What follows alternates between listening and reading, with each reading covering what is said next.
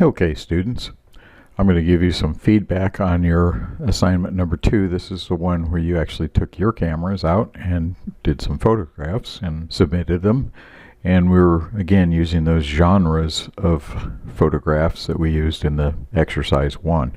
So I'm going to talk a little bit about that, and then I'm going to actually show you some of the photographs that students in this class submitted.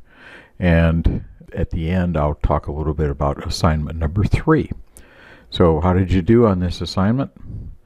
Well, I thought they were really amazing. There were some just superb images, just really overall very, very good work.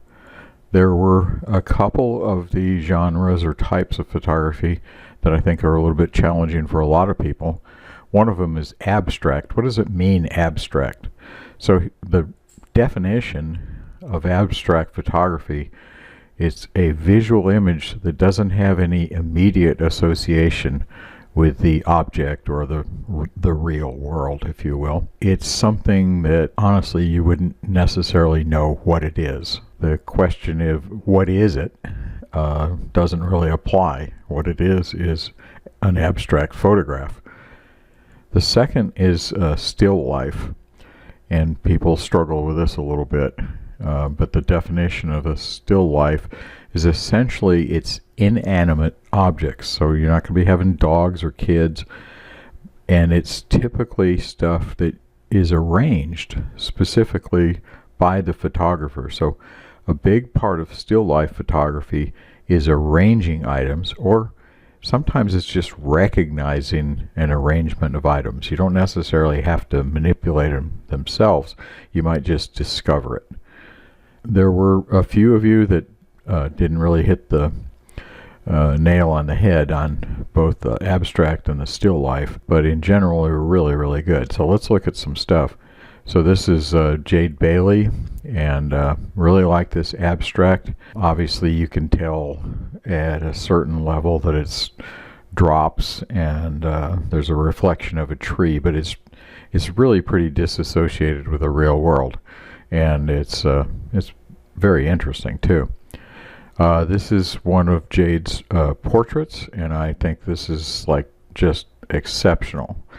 And again, portraiture is a very much could be a manipulated type of photograph, and that is where you have the subject posing. And really, really good portrait photography oftentimes is a partnership between the poser, the object, and the photographer. And some of it can be creative. This is an extremely creative photograph. The background is really interesting and definitely captures the subject in an extremely interesting way. Panorama, this is just your classic panorama, really kind of a wide open landscape with a horizon line and beautiful clouds. Very nicely done. This is the documentary or candid or real life photograph, and I think this is really kind of interesting. I'm not even sure what's going on here, but it doesn't matter. It makes an interesting photograph, and part of it is the reaction of these people to whatever is going on here. One of the things that photographers should learn how to do is what I call capture the moment. And there's a lot of times when something happens and there's just a really good time to take that photograph, and I think Jade hit it with this one. This is Molly Doyle, and this is one of her abstract images, and you can see this is really connect to reality exactly, but it's a really nice image. I like this one quite a bit. This is Molly's close-up. This could, in a sense, be a portrait, but I would say if it had the eyes up here, it would be more of a portrait, whereas this is more legitimately a close-up. But it's very well composed. Actually, the lighting is really nice. See how it's a little brighter on this side and a little darker on this side, but overall interesting. The background here is out of focus, which is a technique that we'll work on later in the class.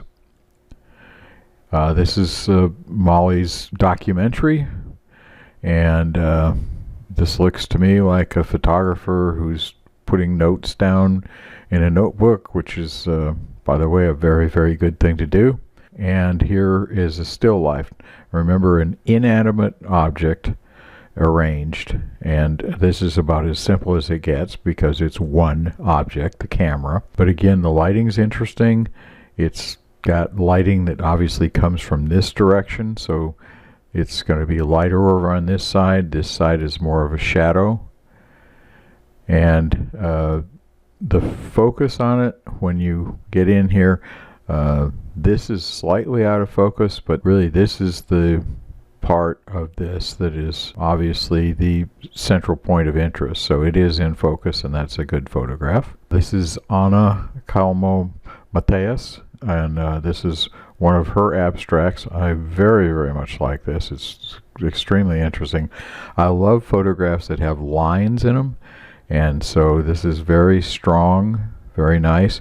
Anna does her photographs as squares, and maybe that's because she's an Instagram fan and learned it that way. That's fine. The shape is something that you can manipulate in the camera, but it's also something that we will get into later when we're doing photo editing and manipulation. This is Anna's close-up, and this is an extremely good example of a close-up because it is really in there. I think this is probably some kind of an evergreen, and looking right in to see the details in here, and being in focus at this core, but going out of focus around the edges. That's a great photo. Here's a documentary. I normally would say don't take pictures of people from behind, but I think this is really interesting, and part of it is because you have these people up here that obviously got up there, and these people are trying to get up this rock area. So there's a certain dynamic tension that she's captured here in this shot. I think it's very interesting. Here is a portrait, and we had some really nice portraits, and I love that people want to take portrait photographs because they're exceptionally powerful. This is a very, very nice one. It employs one of my favorite tricks, which is having the person sitting in one direction and having their head turned to face another, but that's a great photo. All right, so this is Timothy Senn, and this is a still life, and I don't know if he just looked down and saw food he was eating and said, hey, that's a still life, or if he purposely did this. It doesn't matter. This is a really excellent example of a still life, inanimate object, and composed in a fashion that makes it interesting. This is Timothy's close-up. This is a real good example of just getting in on a detail. That's a good example of a close-up. Here is one he turned in that relates to a portrait. It's interesting, obviously, because of this makeup that's going on with this guy. Pretty cool shot, really. Emily Wilson. This is a close-up, and of course, flowers are great subjects for close-ups. They kind of demand getting in. If anything, this subject could actually even be more prominent in his frame, but this is a good close-up. Documentary, capture the moment kind of thing. This is really kind of a quirky shot, and has a bunch of stuff in it that you would say try to avoid, like don't shoot through trees and don't have a cluttered background and everything. But the one thing that makes this really interesting is this guy. And you don't know exactly what he's doing. Maybe he's warming up. He almost looks like he's kicking the tree, but I don't know, and it doesn't matter. But I think this is a very interesting photograph, and it does violate a few of the so-called rules. But you know, this is one thing about photography, is you have these rules or ways of doing things, but a lot of times if you violate those rules the right way and create a great image, that's what you do. And here's Emily's portrait. If you remember back, an earlier portrait by Jade also had the subject in a doorway. So the doorway is actually a frame. It's almost like a picture frame, and so that makes the kind of an interesting way of putting your subject. And again, the subject is obviously aware of the camera, and that's a characteristic of most photographs that we call portraits. Typically a posed photograph, the subject knows. You can capture somebody and get a photograph that you would call a portrait and they're not totally aware.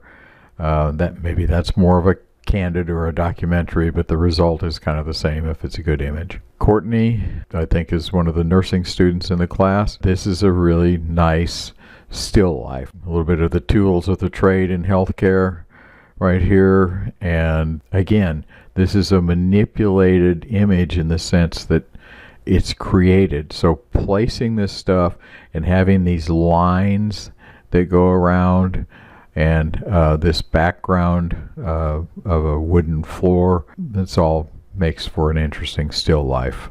Courtney also got this abstract. We don't really know exactly what this is, but it's very interesting in the shapes and the different textures with these different kind of like jewels or gems or whatever. And then the fact that it kind of has these big sweeping lines really makes this a very interesting photo. This is Courtney's action documentary kind of thing. This is a real capture of the moment kind of thing. It's very cute and makes an excellent photograph. This is Courtney's landscape, and I included it because, you know, a lot of times we think of landscapes like a photograph of Lake Guntersville and, you know, some kind of campus shot or something like that. Actually, landscapes can be very much an urban environment. This is really interesting. You have this contrast between this Greek building structure here and then this more modern office building back there. So the lighting is nice on this as well. Okay, so over the course of the next assignments, we're going to start doing is to kind of document what's going on.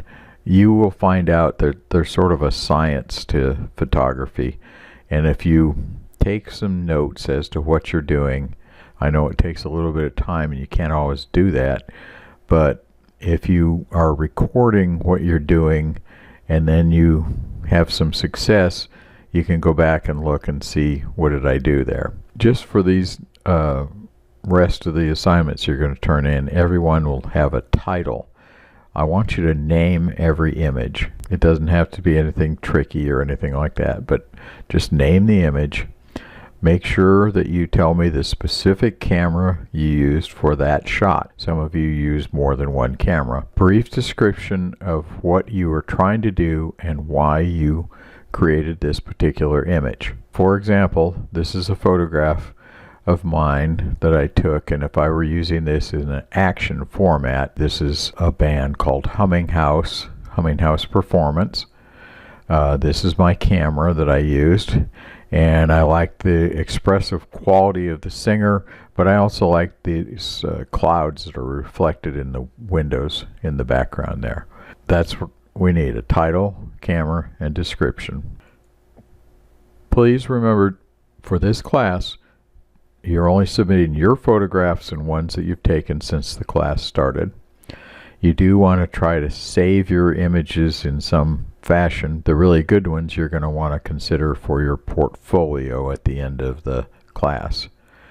One image per page, please. Most of you did that, but a couple didn't. The reason is, if the images are bigger, I can see them better. It's pretty simple.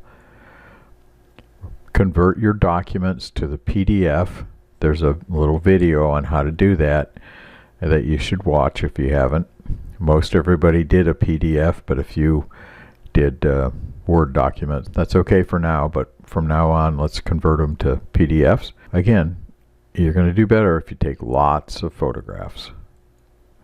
So on the next assignment, and I'll get that out there specifically very soon, you're going to take the same set of photographs that you did for the other two exercises. So you've got a close-up, you've got portraits, landscape, abstracts, etc. One of the things you should look at is the folder called Stretch Your Mind, And it has a ton of stuff in it already, and it'll have more. Anything that's of interest in there that can help you be a better photographer, you really should look at. Some of those things are specific to people that are using smartphones as their primary camera, but there's just good information on there. So what we're going to do is you're going to learn some stuff, and then you're going to go out and shoot again. And so the assignment 3, you're going to have a couple of weekends to get it done using those same genres, due on Sunday, February the 12th. So that is it.